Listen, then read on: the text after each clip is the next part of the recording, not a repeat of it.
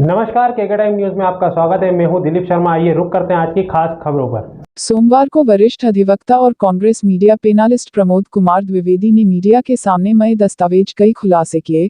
दरअसल एयरपोर्ट थाने की बगल वाली सड़क पर जनशक्ति नगर की प्रस्तावित कॉलोनी की बाउंड्री वॉल नजर आती है, जबकि सरकारी दस्तावेजों में उक्त भूमि केंद्र सरकार रक्षा मंत्रालय की है और इस पर बारूद घर है। नजूल, पंजीयन और प्रशासन के भ्रष्ट अधिकारियों की मिलीभगत से जमकर फर्जीवाड़ा किया गया और रजिस्ट्री कर दी गई। सरकारी दस्तावेजों में जो भूमि रक्षा मंत्रालय के आधिपत्य में होकर बारूद घर की होना चाहिए, वहां इन दिनों आप जनशक्ति नगर की बाउंड्री वॉल और कब्जा देख सकते हैं।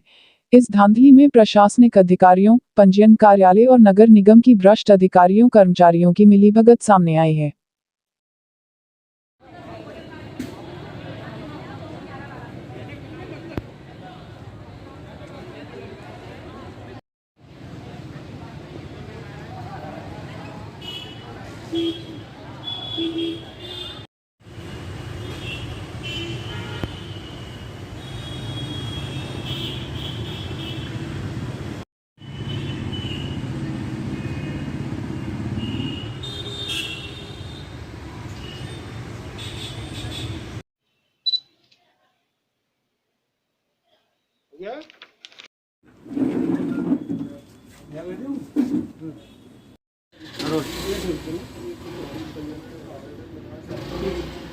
प्रमोद जी बता, ये जो मामला है जिसको आपने जमीन क्या दी है? खाली भूमि सन 2000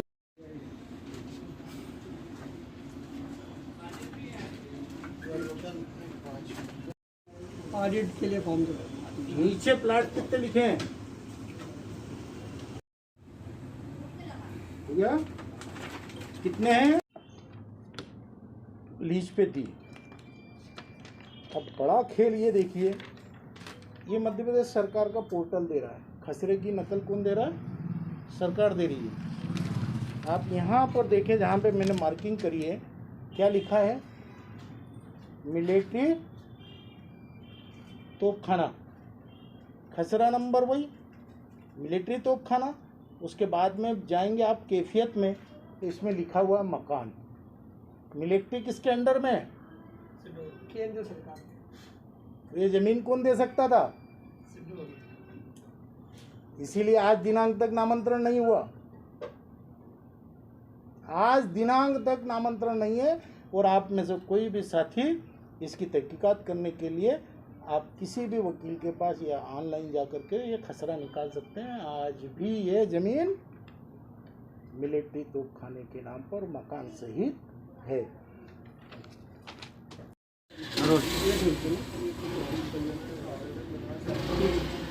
प्रमोद जी बता, ये जो मामला है जिसको आपने ने एक एजेंडा चलाया है कि माफियाओं के खिलाफ कार्रवाई। ग्राम सिरपुर, जो कि एरोड्रोम थाना और बीएसएफ, ये पूरी बाउंड्री उसके अंदर आती है। उसके पीछे खसरा नंबर 156/1, कुल रकबा 4.51 एकड़। जनशक्ति गृह निर्माण, जो शासकीय अधिकारी और कर्मचारियों की संस्था बताई जा रही है। इस संस्था के द्वारा आवेदन दिया गया। नजुल अधिकारियों के द्वारा इस संस्था को आवंटन पत्र दिया। टीएनसी ने आवंटन पत्र के आधार पर ही 2001 में लेआउट प्लान मंजूर कर दिया। 2008 में लीज डीड हुई। लीज डीड खाली जमीन की हुई। जो बारूद घर था उसको टीएनसी में खाली जमीन बता करके बगीचा स्वीकृत करा लिया गया। जो एक और मकान बना हुआ है, आज भी आप जा सकते हैं, पानी की टंकी बनी हुई है, मंदिर बना हुआ है, उसे दूसरा बगीचा बताया। टीएनसी के अधिकारियों ने स्थल का निरीक्षण नहीं किया। महामहिम राज्यपाल के हस्ताक्षर से लीज डीड हुई। महामहिम राज्यपाल को धोखे में रखा कि यह खाली भूमि है, नजुल की भूमि है। सरकारी रिकॉर्ड बोल रहा है कि मिलिट्री तोपखाने की भूमि है। सरकारी रिकॉर्ड आज भी बोल रहा है कि इसमें बारूद घर है। सरकारी रिकॉर्ड आज भी बोल रहा है कि मिलिट्री तोपखाना स्थित है। तो सवाल यह है कि लीज डीड खाली जमीन की कैसे हुई? जब खाली जमीन की ये लीज डीड हुई, उसके पश्चात विभिन्न विभागों ने तमाम दावे और आपत्तियों को दरकिनार रखते हुए इन्हें लगातार परमिशन देते गए। आपके सामने मैंने 104 प्लाटों का लेआउट प्लान प्रस्तुत किया, रजिस्ट्री 124 हो गई। कैसे हो गई? नगर निगम में जो प्लाट गिरवी रखे गए थे वो प्लाट पहले ही दूसरों को बेच दिए गए। कैसे बेचे गए? नगर निगम कौन? अर्धशासकीय संस्था। नगर निगम का उपायुक्त कौन? सरकारी नौकर। उपायुक्त ने कैसे कह दिया कि इस ऐतिहासिक बारूद घर को गिरा दो? उसको क्या अधिकार? उसे तो अपने तथ्य देना था कि मैं स्थल का निरीक्षण करने गया, स्थल खाली नहीं पाया गया, उसमें इमारत पाई गई है, इसलिए मैं कॉलोनी सेल से ये सिफारिश करता हूं इसके मानचित्र संशोधित प्रस्तुत किया जाए।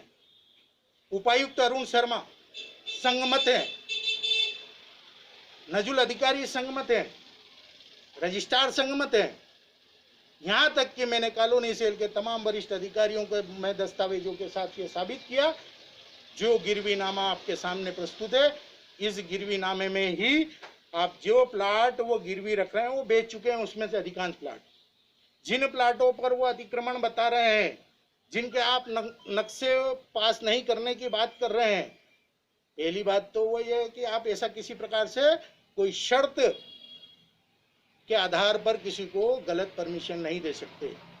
कुल मिलाकर के ये लड़ाई एक आम आदमी की सोच की लड़ाई है कि अगर प्राइवेट आदमी 1 इंच जमीन पर अतिक्रमण कर ले तो आतंकवादी हो जाता है, पुलिस चली जाती है, उसके घर को इस तरीके से घेर लिया जाता है जैसे वो हिस्ट्री शीटर हो। और ये सरकारी अधिकारियों ने जो ये काम किया है, तो इनके खिलाफ कौन सा आपराधिक मुकदमा होगा? इनके खिलाफ भारतीय दंड संहिता की धारा 120, 420, 467, 468, 471 के तहत आपराधिक षड्यंत्र होगा।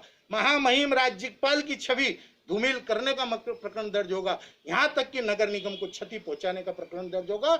और तो और ये लड़ाई आखिरी तक लड़ेंगे। आज मकान बन जाए, अभी इतने दस्तावेज हैं कि ये अधिकारी गिनते गिनते थक जाएंगे, इतने दस्तावेज हैं। और हम ये लड़ाई जनता के लिए लड़ रहे हैं कि इंदौर में मध्य प्रदेश में जो सहकारिता के माफिया हैं वो शासकीय अधिकारी हैं।